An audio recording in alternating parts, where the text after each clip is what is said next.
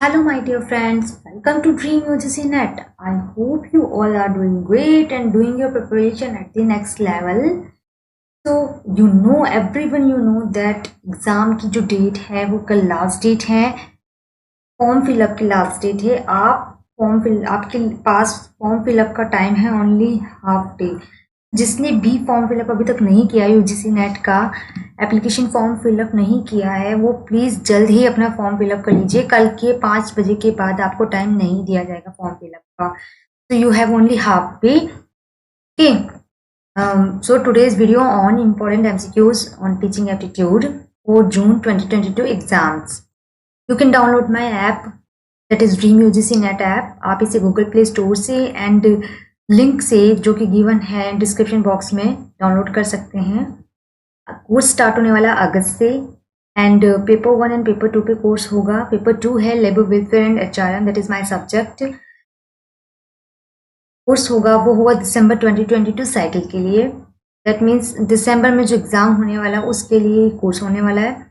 And you will get complete detail course with mock test. आपको complete detailed course मिलेगा and with mock test. Free materials होंगे, doubt classes होंगी and two way interaction होगा. आप doubt पूछ सकते हैं, आप रेज हैंड कर सकते हैं in between the class. And most important course जो होगा वो आपके बजट में, in your budget. So without further ado, let's get started. Question number 1. In which level of teaching memorization and rote learning focused? Option A, memory level, understanding level. C, reflective level. D, autonomous development level. Your answer is memory level.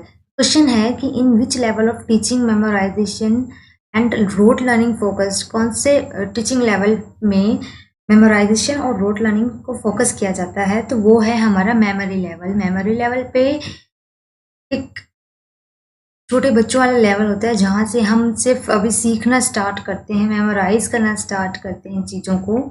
तो that is memory level. Okay. Question number 2. Which of the following is included in the teaching of understanding level. Okay. Understanding level में कौन सा आता है इसमें से. Option A application, B comparison, C abstraction, D exploration. तो understanding level से क्या रिलेटेड है. Your answer is exploration. हम अंडरस्टैंडिंग लेवल पे एक्सप्लोर करने लगते हैं, चीज़ों को अंडरस्टैंड करने लगते हैं, चीज़ों को रिलेट करने लगते हैं. तो exploration related to understanding level. Let's take question number 3. Question number 3. The view that teaching learning situation may be characterized to fall on a continuum ranging from memory level to reflective level was advanced by. memory level से reflective level का जो पूरा whole process है levels का वो किसने दिया है. क्वेश्चन ऑप्शंस हैं कर्ट लविन ने, बी स्टेफन एम कॉरे ने, सी मॉरिस एल पिके ने, डी बी एफ किन्नर ने. Your answer is Morris L पिके. तो याद रखना है memory level and reflective level तक जो भी पूरा होल प्रोसेस है वो मॉरिस एल पिके ने दिया है. And memory level, understanding level और रिफ्लेक्टिव लेवल इनके जो फाउंडर्स हैं वो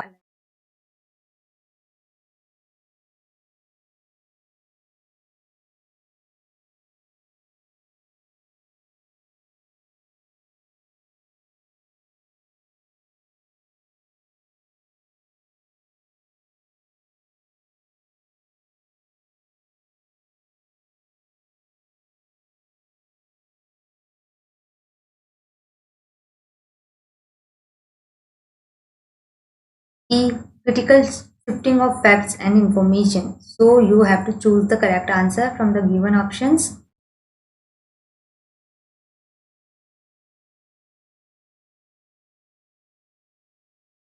तो आंसर है आपका B and D only. D, that is giving a large number of positive and negative examples to explain concept.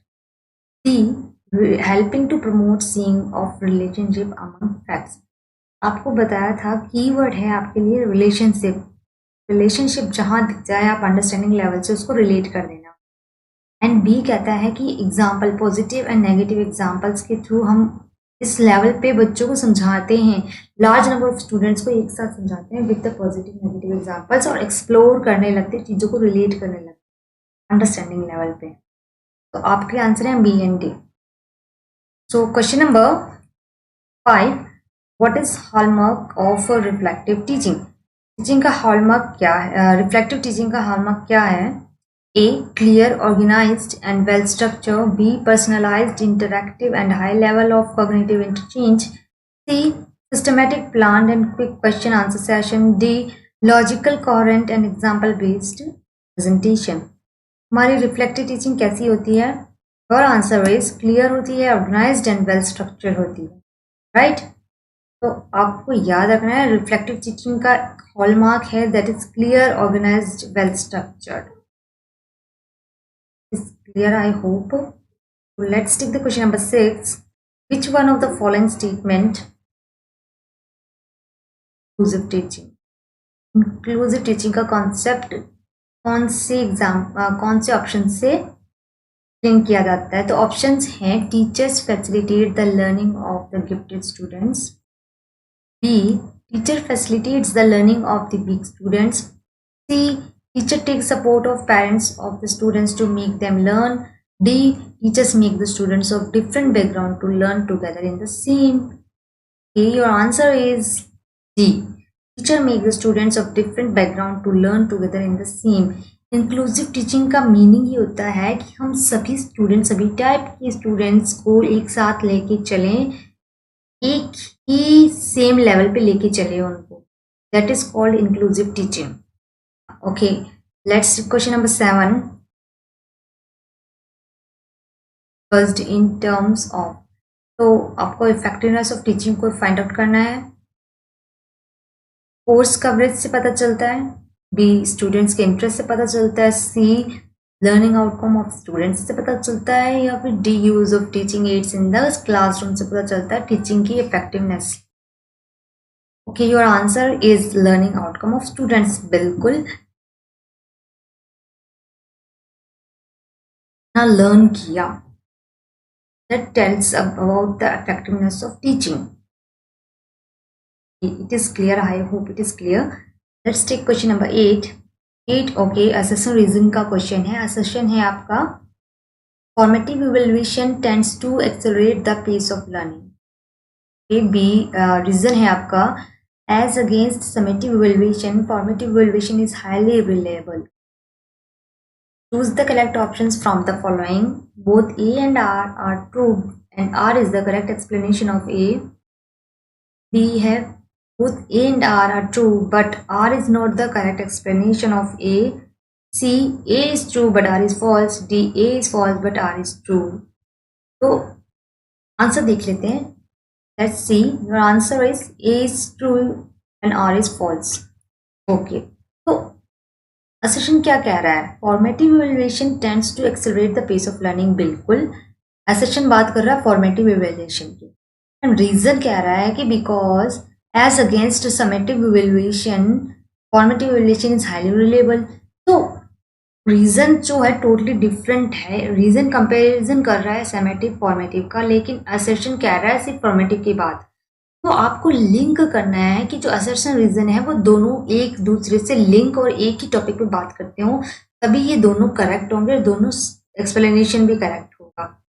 तो आपको यही देखना है कि लिंक इन दोनों में हो रहा है कि नहीं हो रहा है। तो असर्शन से बिल्कुल रीजन अलग कह रहा है, दूसरी बात रीजन जो है वो टोटली गलत है, तो आपका आर फॉल्स होगा, D is true. Okay, I hope it is clear. Let's take the question number 9। Question number 9, one of the most powerful affecting teaching factors affecting teaching effectiveness is related to the, तो हमको factor बताना है जो teaching effectiveness को relate कर सके। Option A social system of the country, B economic status of the society, C prevailing political system, D education system. Okay, let's either check the answer.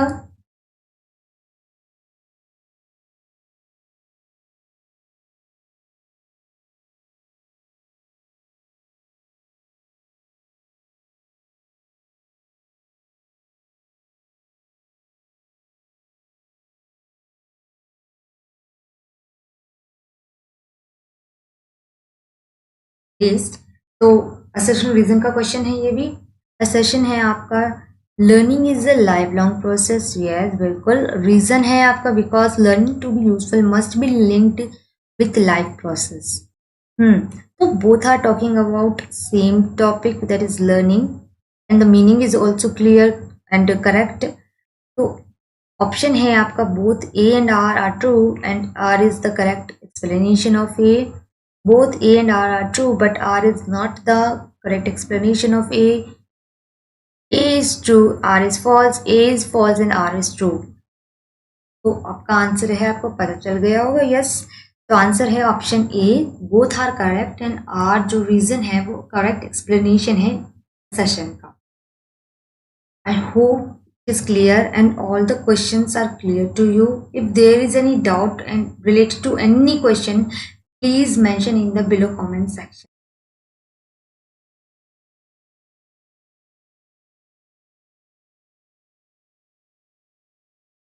Video and please subscribe my channel if you like the video for getting more videos on the topics on labor welfare and HRM topics and paper 1 topics. So thank you so much. Bye bye. Take care.